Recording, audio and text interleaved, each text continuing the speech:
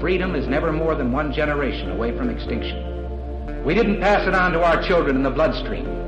The only way they can inherit the freedom we have known is if we fight for it, protect it, defend it, and then hand it to them with the well-taught lessons of how they in their lifetime must do the same. And if you and I don't do this, then you and I may well spend our sunset years telling our children and our children's children what it once was like in America when men were free.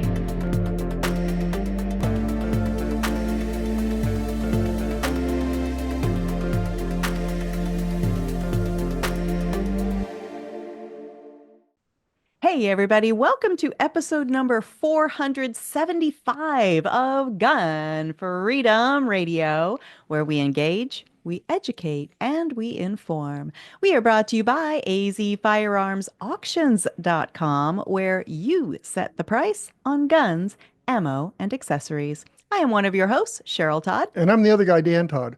Our theme today is the 4 boxes, and our guest today is Mark W. Smith. Mark is a constitutional lawyer, professor, and host of the 4-Box Diner Second Amendment channel. A member of the Supreme Court Bar, his works has been cited by federal courts and the U.S. Supreme Court.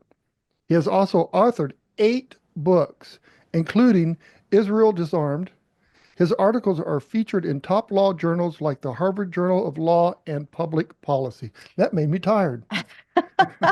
Welcome to the show, Mark. Cheryl and Dan, thank you for having me on. Well, this is exciting for me. I follow you on X like never endingly because you are working constantly. I'm telling you, I don't know how you have that many hours in your day, but it's a little extra exciting because you have just been named and awarded the Gundy's Top Voice of the Second Amendment. So I'm able to speak today with an award winner. Yes, exactly. I was very thrilled to be named the top voice of the Second Amendment at the 2025 Gundy's Awards out there in Las Vegas. I really thought, I knew I was a finalist. I've been a finalist for different things with the Gundy's before, but I never thought I'd actually win one. But it was so exciting to be named the top voice of the Second Amendment. And I hope I can continue to, do good work and continue to make people happy and smarter and all that and support our right to keep and bear arms. Well, it's so well earned. As I said, it seems like you work tirelessly. And anytime something pops up on the news, I feel like your X account is where I can go to kind of get the real deal, not the spin, not the shocking headline, but the real deal on it. And that is so valuable. So thank you for the work you do. So I want to know what the 4-Box Diner is. Well, the 4 Boxes Diner is a reference to the 4 boxes of American liberty, Dan. That's the cartridge box, which refers to guns. It's, of course, the jury box, which refers to the rule of law, the soap box, which refers to the right to free speech, and the ballot box, which refers to the right to vote. The 4 boxes of American liberty, which the 4 Boxes Diner, derives from, are the 4 essential characteristics that you and I have to be full-blown citizens as opposed to subjects or serfs. And I named my channel on YouTube and Rumble the 4 Boxes Diner because, frankly, of course, there were censorship concerns. Anytime you use the word gun or firearms or Second Amendment, we know that some people out there don't like that. So I decided to name it the 4 Boxes Diner because, of course, it allowed me to talk about the Second Amendment and other topics as well. And the diner reference, of course, speaks to the notion. I try to make it conversational. And although I think my information is very intense, geeky, inside baseball about the workings of the legal system and the good and the bad and the ugly of where we are today with the Second Amendment, I try to keep it at least somewhat conversational and fun, like you're talking at a diner, as opposed to me standing in a lectern lecturing away on something. That's awesome. Well, that's it. That is exactly how it comes across. But I love that you say it's kind of geeky and inside baseball. And it's like, yes, that's why I get you. I just, that's like my sweet spot. Right. I love it. And so, we find ourselves right now in 2025, we're sitting in the studio on February 11th, 2025, where it feels like we only have rights that can be litigated.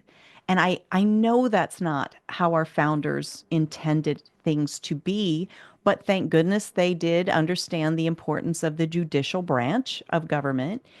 But how did we end up here where everything is endlessly litigated and then relitigated and brought around multiple times? And how are we doing ultimately?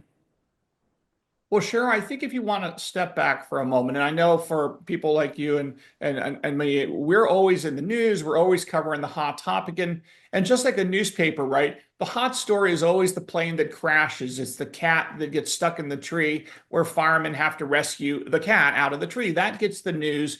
The ordinary day-to-day life usually doesn't get as much attention, obviously. And I'm happy to report, if you really look across America, big picture, the Second Amendment, the right to keep and bear arms, is on the move. It is being restored to a place it never should have left all across this great country.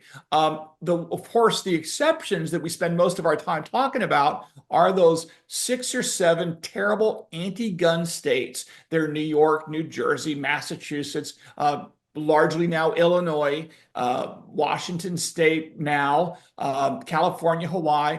These are states that are engaged in massive resistance to our right to keep and bear arms. It's really analogous, Cheryl and Dan, to what we saw in the 50s and 60s after the Supreme Court issued the Brown versus Board of Education decision that said that we're no longer going to allow public schools to be segregated by race. And yet you saw years and years of various forms of mass resistance in the southern states trying to stop the process of desegregation.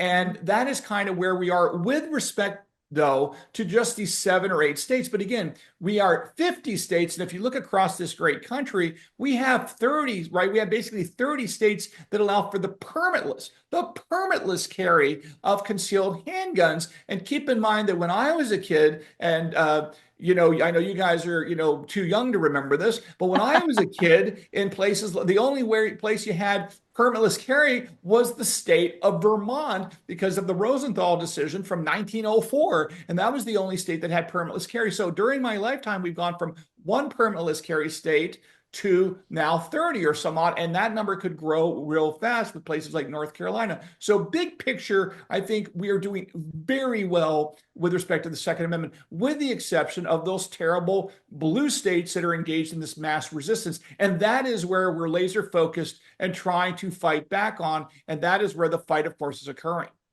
Mark, I've been doing this all my life. I've been around guns all my life. My dad used to be really strong in fighting for our rights. I wasn't back then, but the big change that I saw, and I saw it in the last 4 or 5 years, is getting women involved. The women getting involved in the firearm industry got families involved, and I think that's why we're getting stronger. Yeah, I 100%. I think the first principles, Dan, go even beyond that. It'd be right. If you think about it, ask yourself, why do we see minorities getting more involved with firearms? Why do we see women getting more involved? Why is the notion of expanding permitless carry to 30 states from 1 over the last few decades? How did this occur? And I think a big thing is the fundamental understanding that the government cannot protect us in all instances. So whenever there's one of these terrible mass shootings or mass murder events, either in the United States or across the world, they happen all over the world. Of course, everyone wants to focus on the United States because of this anti-gun agenda in the mainstream media trying to use this. But the reality is the lessons that have been derived from Columbine, from the Parkland shooting, from Sandy Hook, from Uvalde, from all these examples is this, that as you know, right, when seconds count, police are minutes away. And that, by the way, is also the premise of my book, Israel Disarmed, where I point out even in Israel on October 7th, guess what? When, seconds counted, the IDF was literally days away from showing up, and the Israelis realized that was a problem, that you can't have that anymore. So I think that what people have now realized is you are your own first responder, Dan, and that applies to men, women, everyone. The government is simply not going to protect you. And of course, the riots of 2020 really showed it on the screen. You're like, why? They're abandoning the police stations to the rioters to be burned down. How on earth are they going to protect me and my family? And I think that there really is a sort of a new consciousness all across America of the reality of, if you're in trouble, the cops are not going to be there in time. So you need to be your own first responder. You need to step up and protect yourself. And I think that is in the national consciousness in a way that it has never been before, or at least not during my lifetime. That's so true. And we had a retail gun shop for nearly 20 years. So we've closed it in the last few years, but during that time that you talk about, 2020 and 2021, we did have our retail gun shop, and we were serving people who would have never in a million years thought that they would be seeking that kind of self-defense tool. And it was an honor for us to be able to help them through the process. And here in Arizona, we are one of those constitutional carry states. And so you don't have to have a FOIA card. You don't have to have, these layers of permission in order to own a firearm. Of course, we call in the 4473 background check, but beyond that, people are free to own what fits their life. But people all across the nation, in some of those blue states particularly, we're finding out, wait, I can't just go home tonight and feel protected. I've got to have this waiting period. I've got to go through all these hoops that, cost more money and cost more time, and get training that maybe nobody was training because everybody was quarantined. Like, the whole thing became really real for a lot of people, that they themselves had to look in the mirror and say, I actually voted my rights away. I didn't realize I was voting my rights away. I thought I was voting to keep some bad guy from doing something. And so I think that has very greatly impacted the mindset for, as you say, the doors have opened, that many non-traditional gun owners out there have stepped forward. Do you have any comments on that? Cheryl, I agree. And, for example, I've spent most of my legal career in sort of elite circles of the East Coast, the Washington, D.C.s, the New York City. And I spent a lot of time with these urban elites. Even some are conservative and many are not conservative. And on the gun issue, even the conservatives are not familiar with guns. So, to talk, and by the way, in New York City, for example, you are not allowed to touch any kind of a firearm, with the exception of, I think, a 22 long rifle, but you are not allowed to touch a handgun without a gun permit. But who's going to get a gun permit if you're not familiar with handguns? So really, you got this catch-22 where if you want to take the entire editorial board of the Wall Street Journal, Cheryl, or the New York Times, or the New York Post, and you want to take them shooting in New York City just to show them how a handgun works, so when they write their articles on guns, they have some understanding of what they're writing about. You cannot legally do that because they cannot touch handguns without a permit. Now, the reason why this is important is the only way that I have found to kind of get people thinking about the gun issue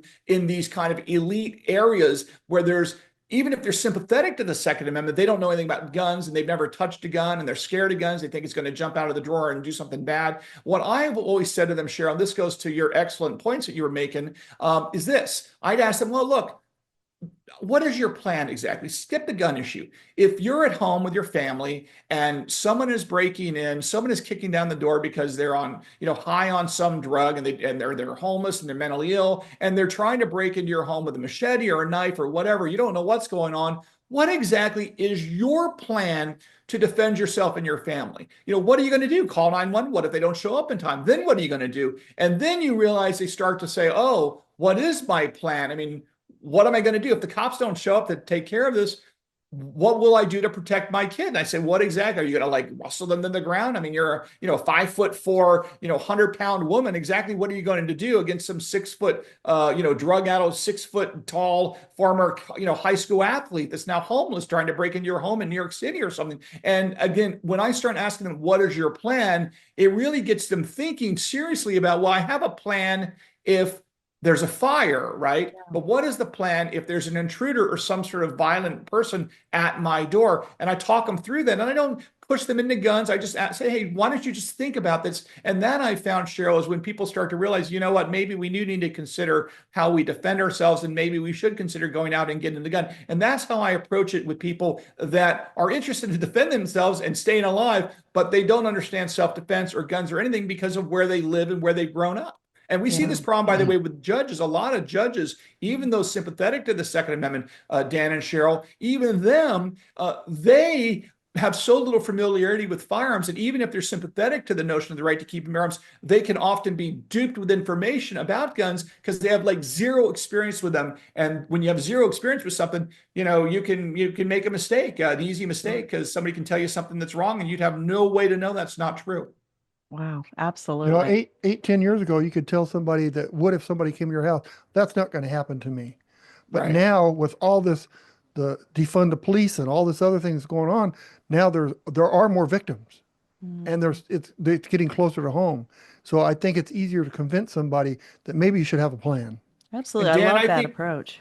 And Dan and Cheryl, look, I have to compliment you because you guys play a big role in this. It's you and other people in the so-called alternative media, which is becoming really the new mainstream media, right?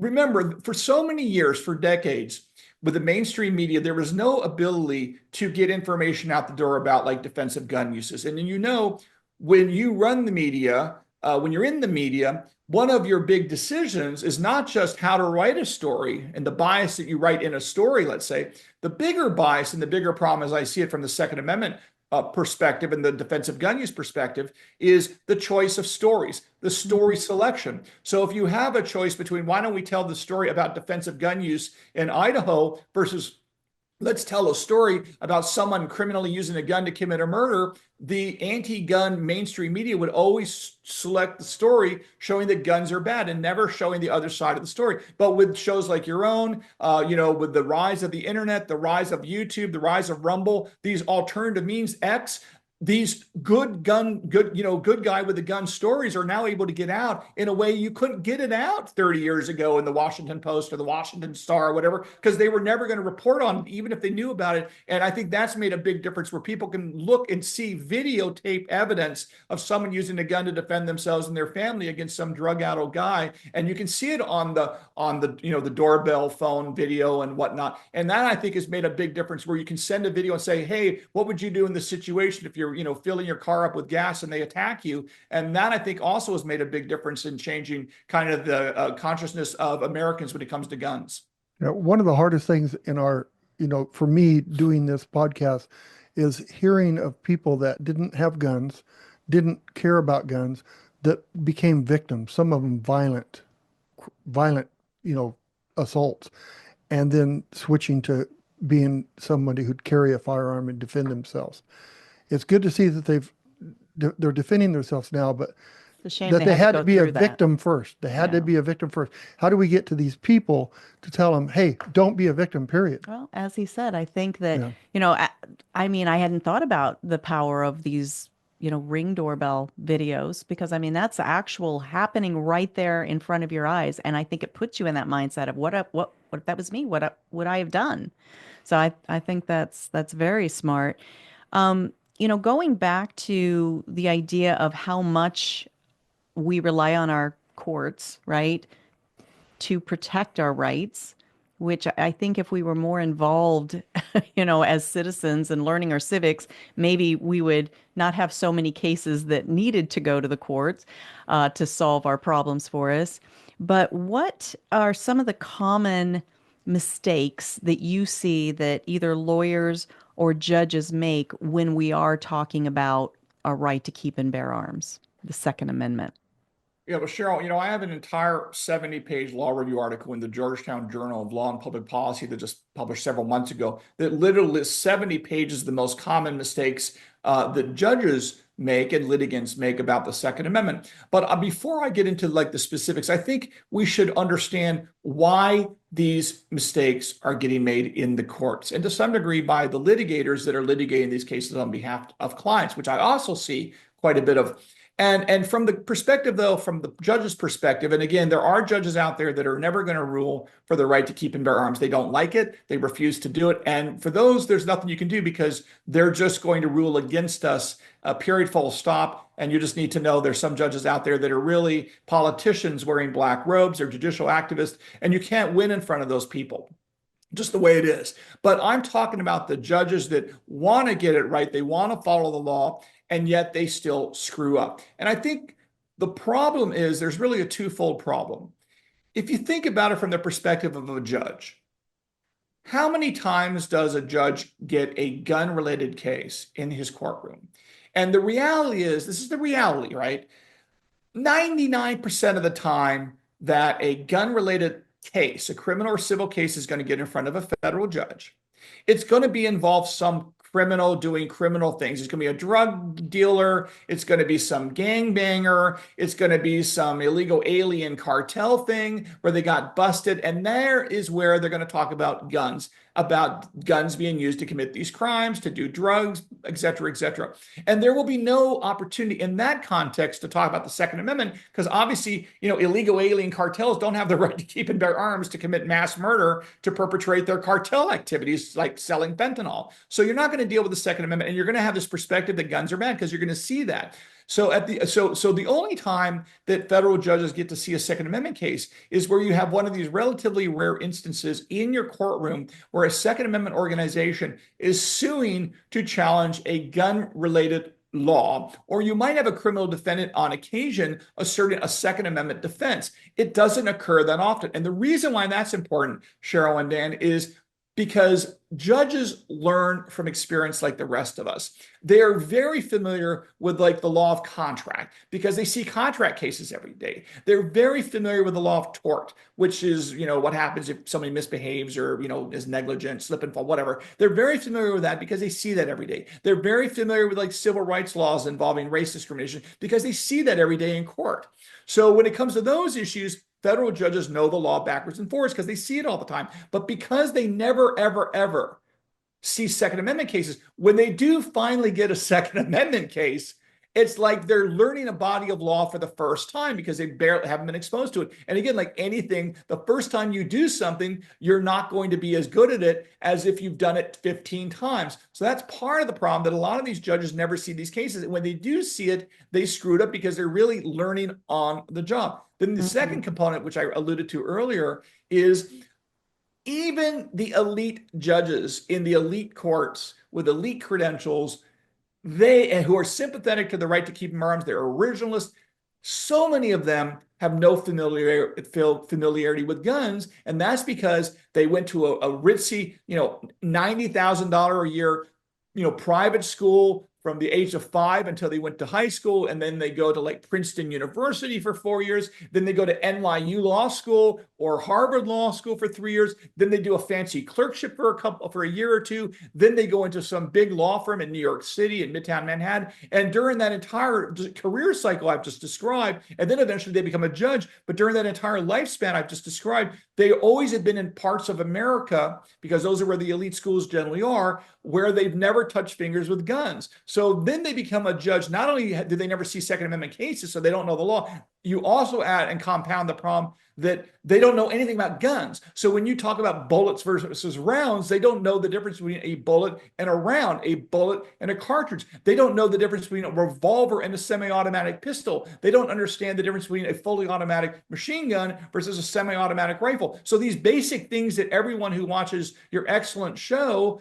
knows about, they don't know about it. Even if they want to get it right, and even if they're sympathetic, they can easily be duped. And I think that is the problem why we see these mistakes. And it's important for we in the Second Amendment community to at least understand where these problems derive from before we get into the specifics of the problems. But that's why we have this ongoing issue. And that's why I make a point, by the way, to try to, do the 4 Boxes Diner so that people can learn and try to understand this and can trust my information, because, I'm able to speak elite lawyer to them in a way that they're used to. And I think that helps to the extent anyone is listening to me out there on the 4 Boxes Diner channel. Well, listening to, your description of, the process of going through the educational system and, all of that sort of thing, and you are on the Supreme Court bar, you're a member of that. It sounds like you could have been describing yourself, and yet here you are on this side of the debate. Are you an anomaly? How do we explain Mark W. Smith in that lens? Yeah, well, it's a good question. How does one become a conservative? I like to say I was not always old and conservative. I was once young and conservative. I mean, my parents My parents who were both passed away, they were World War II veterans, very patriotic. They loved Ronald Reagan, was really kind of the first president I kind of remember, in my life.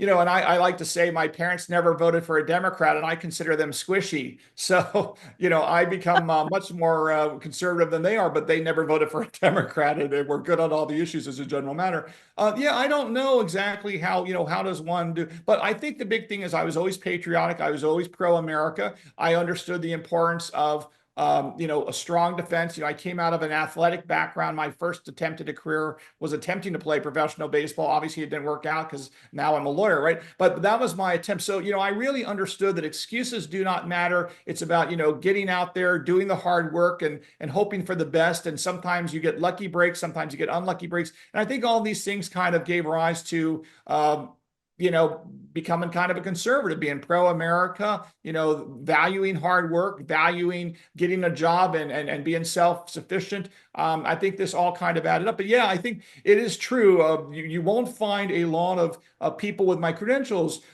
in this space. And I think that that's on purpose because, I decided that no matter how much money one makes in the world, and it's good to make money, and there's nothing wrong with being a capitalist, 100% support all that. But the truth is no amount of money makes up for losing your country. No amount of money can make up for losing your rights and being converted from a citizen into a serf or a slave. And I think that's why I decided to do the Four Boxes Diner channel, because I think it's very important that we protect this right to keep and bear arms, because if we lose this, I do truly believe we lose all of our other freedoms over time, and we become like the rest of the Anglosphere, Australia, New Zealand, England, and that is not where I want the United States to go. And I'm happy to report with Donald Trump in the White House and kind of the trend being our friend, Cheryl and Dan, I got my fingers crossed we're moving in the right direction, and we're going to bring back, we're going to make America great again. I love that. Speaking of Donald Trump being in the White House, this is 2.0, right? Yeah. 1.0 of Donald Trump being in the White House, we experienced a couple of things. One is we had our gun shop at the time, and there was an actual thing. They called it the Trump slump, right? People got super comfortable. They felt like, oh, we have, a pro Second Amendment president in the White House, so we aren't as afraid. We don't have to, be so concerned about, fighting for our rights and in buying the tools and equipment to protect ourselves. So that was one thing that happened right up until 2020. And then everybody realized, oh, nope, we do need to protect ourselves because all the other stuff going on in the world and in America. And the other thing was we realized that Trump, kind of like the description you gave of some of the lawyers and judges, really wasn't super steeped in the Second Amendment and understanding all the nuances of things. And we found him supporting things that we wouldn't, like red flag laws and bump stock bans and, things of that nature. So that was 1.0. Now 2.0, I think we actually maybe have the guy in office that we thought we did with 1.0.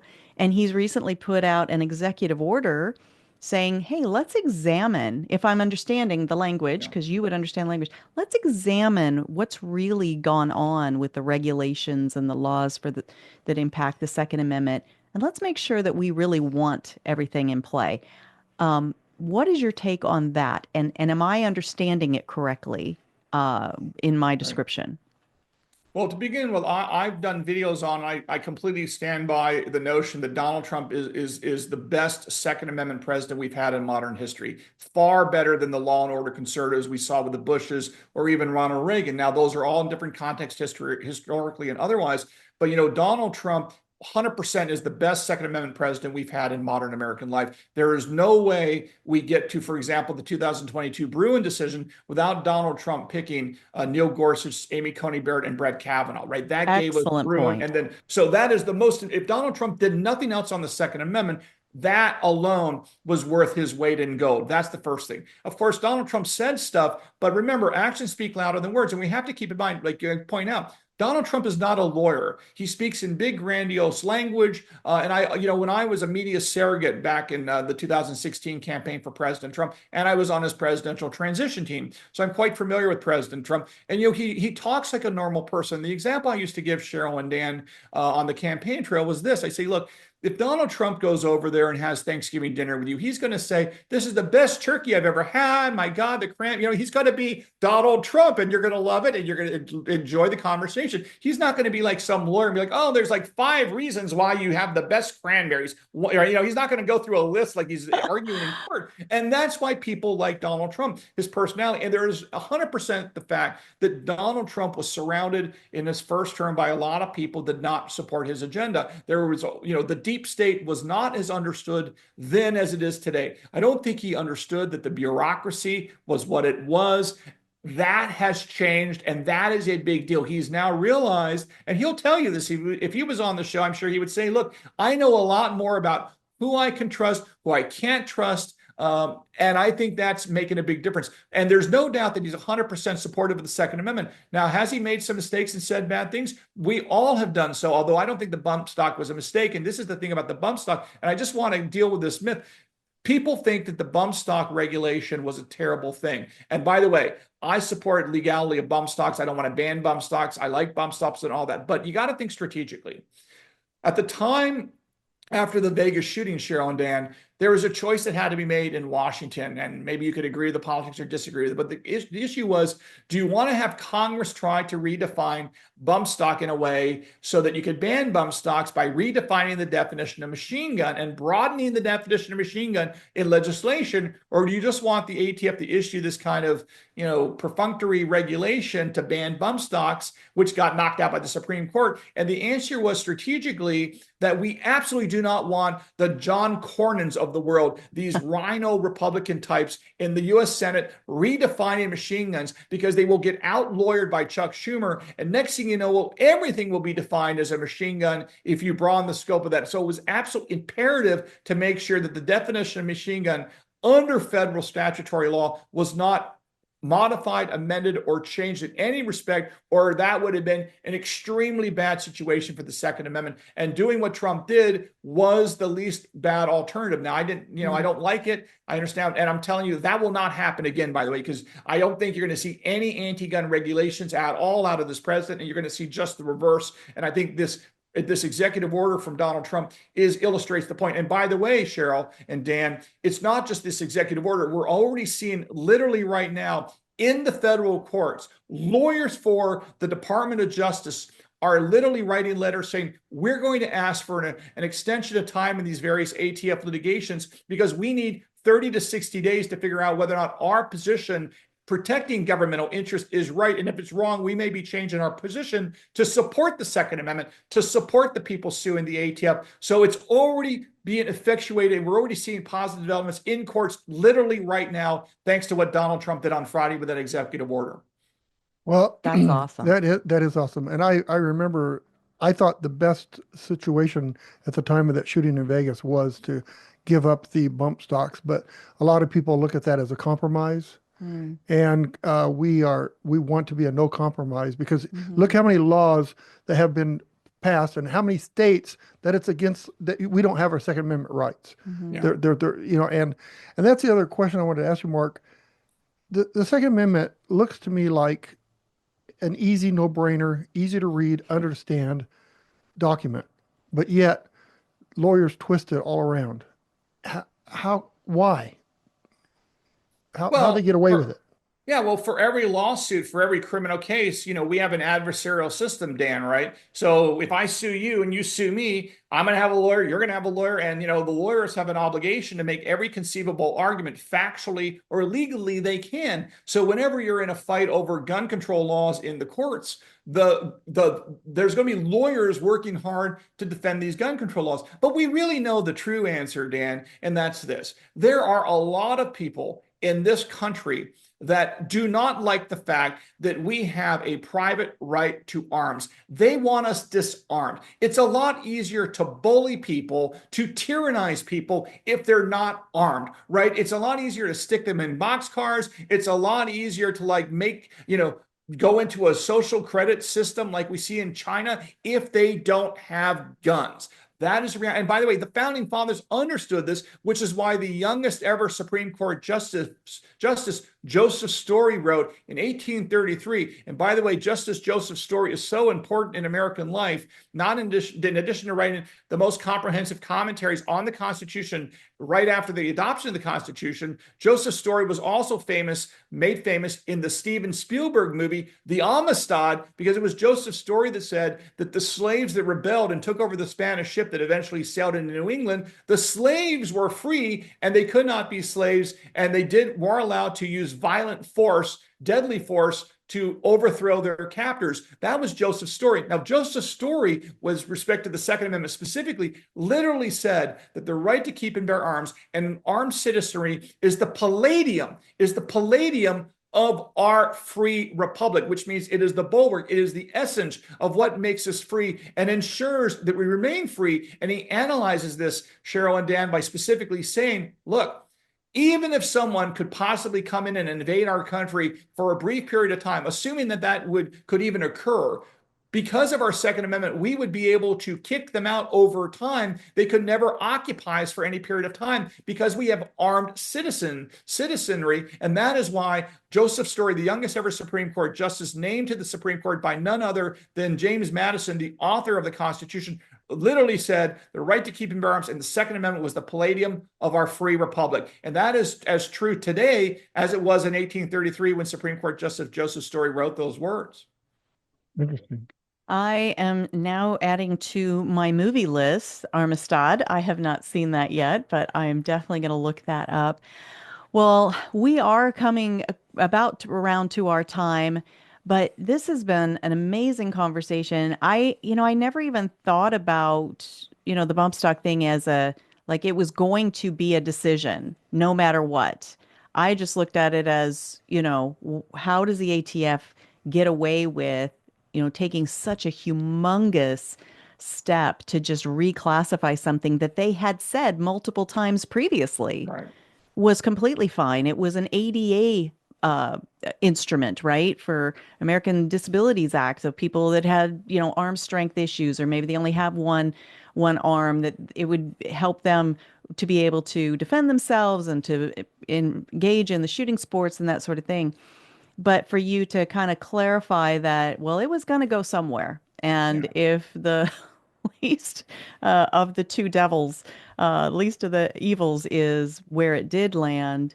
And then I love your point about, the backstop that President Trump gave us with the Supreme Court justices that he put into place. That's powerful. And it does take that kind of perspective to kind of see the whole picture and not, kind of picky choosy the things that we want to see. And by the way, I don't think that will happen in the second term. In other words, again, I go back to it is Donald Trump will tell you to your face, I am confident that he did not know, he was not a politician, right? He was a business person. He didn't understand fully how government worked and specifically how the federal bureaucracy of unelected bureaucrats could play these kinds of games.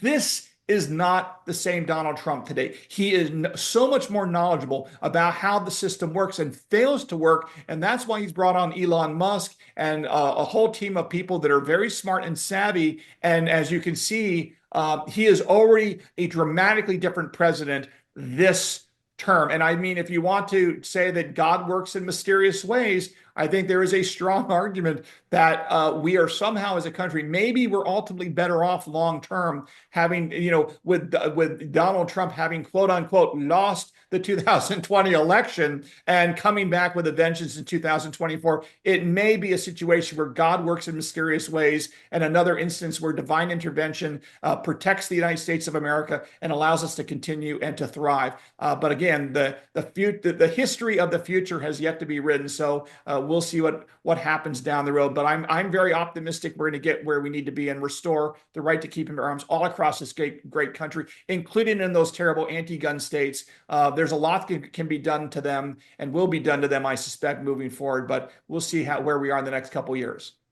Well, and last question, and it might be too long of a question for the length of time we have left, but with the people going through the confirmation process right now, specifically Tulsi Gabbard and Kash Patel. Now, my question is about, it seems like they're both a little bit squishy on the Fourth Amendment issue of they both feel like there is a place for warrantless searches into people's background.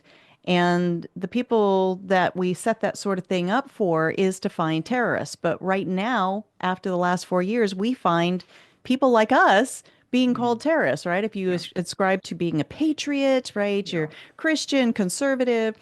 So it comes a lot closer to home now. So otherwise, I would say that both Tulsi Gabbard and Kash Patel seem like great candidates.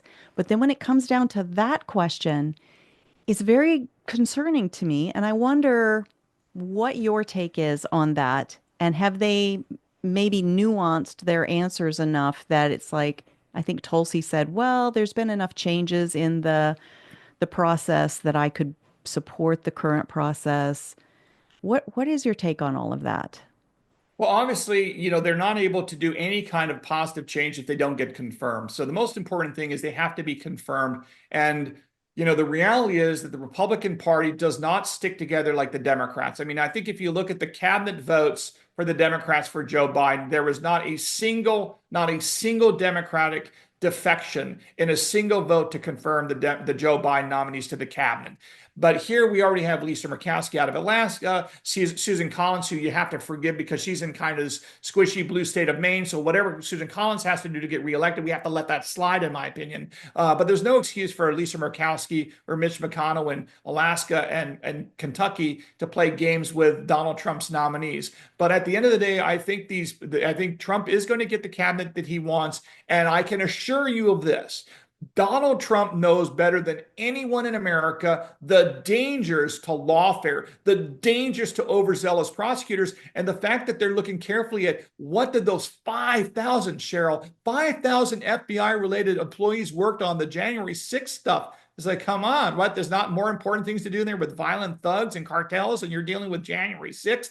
5,000 employees of the FBI were involved with the January 6th investigations in one form or another. That is crazy. And Donald Trump understands lawfare, and that's going to help us very much, I think, protecting our civil liberties moving forward in a way that hasn't been. And yeah, the FISA court issue is a real issue, and there's a lot of ways to fix that, one of which is to move the FISA court out of D.C. into red state America and start getting judges that are not on the D.C. Court of Appeals and start getting judges that are, let's say, in the U.S. Court of Appeals for the Fifth Circuit, assessing whether or not government is engaged in overreach, as opposed to what we have in D.C., which is a bunch of rubber stamp D.C.-based judges that used to work for the Department of Justice, just signing off on what DOJ wants. That would be a big difference. And I think Trump gets it. And I think we're going to see positive change in that regard with Gabbard and with Kash Patel. Wow. I'm so glad I asked you that question. That kind of popped into my head, as an afterthought, because it has been bothering me to feel like, how can I be rooting for these two candidates when, they seem like they're so perfect. And then here's this major issue that is a problem for me. But as you said, if they can't make any positive changes, if they can't get confirmed. And so let's maybe trust the people that are otherwise doing all the good work. So that's good perspective. I appreciate that. There's a lot of rot. There's a whole lot. The entire federal government is full of rot, right? And they've got to start somewhere. And this USAID, where they've uncovered all those payments going out the door to all those different groups, is a great start. And I think there's going to be a lot more discovered. And I think transparency is going to be a big way that we're going to see reform. And by the way, I'll just leave you with this, Cheryl. And I think one of the big things that I've been talking about for years is how do you deal with the ATF? I think it may be a bridge too far to get rid of the ATF, even though I would like to do it. I'm not sure that's politically feasible right now, but there is something you can effectively do to neuter the ATF. And what I've been talking about for many years is, the ATF really has a law enforcement component where they're like the baby brother, the little brother of the FBI, going out there and basically playing the role of cop, law enforcement, arresting people, walking around with guns. And then there's the regulatory side, which is making sure FFLs comply with the bound book rules and whatnot. And my view is the way to solve some of this ATF overreach, where we see that in Waco, Ruby Ridge, the Arkansas situation, and so on, the way to solve for that is to basically make the ATF a purely civil regulatory agency on par with like the EPA, where if the ATF agents, but they wouldn't be agents, they'd be inspectors. If an ATF employee comes across a problem that might be a crime, they don't do anything about it other than they pick up the phone like a normal American and they call the FBI and say, hey, we saw this in this FFL, and it might be a crime, and refer it to the FBI and let the FBI decide whether or not it's worth pursuing. If you take away the law enforcement powers of the ATF, you solve a lot of the problems that we in the Second Amendment community don't like. Just turn them into a regulatory body where they babysit the bound books and they make sure that basic compliance is done. And that's all they do. They don't do any raids, they don't do dynamic raids, they don't carry guns, they don't do anything like that. That would be a huge step forward. And again, the argument being we don't need the ATF to be law enforcement agents because we have the FBI and other agents, even though you can question those agencies too, but at least you could solve the ATF problem, which one problem at a time has to be solved, of course. Brilliant. I love that. That's amazing. That's what needs to be done. Yeah, That I like really that a is, lot. because they get some of the agents that I've had come to my shop. 20 years I've been in business, and some of them are nice and just want to make sure everything's right. And then you got the others that want to find something and they really want to enforce it and do something about it. Yeah. My inspections were 3 days. Okay, for 20 years, my inspections were 3 days. My last inspection when Biden got in office was 30 days. Yeah. Okay, It was, and it was terrible, and that made me decide to get out. Yeah. I think that'd be great. Well, thank you so much, Mark, for all this time that you've given us. Thank you for all that you do. Please tell folks how they can continue to follow all of your awesome work, buy your amazing books, and just stay in touch with you. Well, yeah, on X, I'm at Four Boxes Diner. You can check me out on X. I try to get information out there every day. And of course, on Rumble and YouTube, the Four Boxes Diner channel. I just turned on the Rumble channel a month or two ago because a lot of people prefer that platform over YouTube. At YouTube, we're pushing towards 200,000 subscribers. On Rumble, we don't have that many because we just started over there. So I'd say, again, some people like Rumble over YouTube for obvious reasons. So find me on YouTube or on Rumble now. Fantastic. And again, thank you for the work you do. I rely on it. And so when you're educating me and then I come before my audience, you're educating even more people. So keep up the awesome work. And we'll have to have you back on again if you'll come. Of course. Wonderful. Anytime. Love it. Thank you so much. Bye-bye. Thanks, Mark. Thank you. I just felt like I learned something. I know. I just absolutely love him. We've been at the same events many times, and for some reason, we just never seem to bump into each other. But when we went to the GOA, Gun Owners of America Goals event last year in Knoxville, Tennessee, which is coming up again in August of 2025, and I would definitely recommend everyone out there trying to go and attend. Anyway, we finally were able to bump into each other, and it was just one of the things, a chance encounter in a hallway, which is what I love about live events. You can do these great Zoom meetings, but when you're physically in the same place at the same time, those little chance encounters really are where you can, blossom things into true connections and friendships. And he's just real, which is amazing, and that really is most people in the Second Amendment and advocacy world. We're just real people doing grassroots, real work. And I'm just appreciative for all that he does and that he came on to our Gun Freedom Radio. And for his books. His books are amazing. The subtitle of this one is It's Duped, How the Anti-Gun Lobby Exploits the Parkland School Shooting and How Gun Owners Can Fight Back. They do exploit things Yes, they with do. wrong language and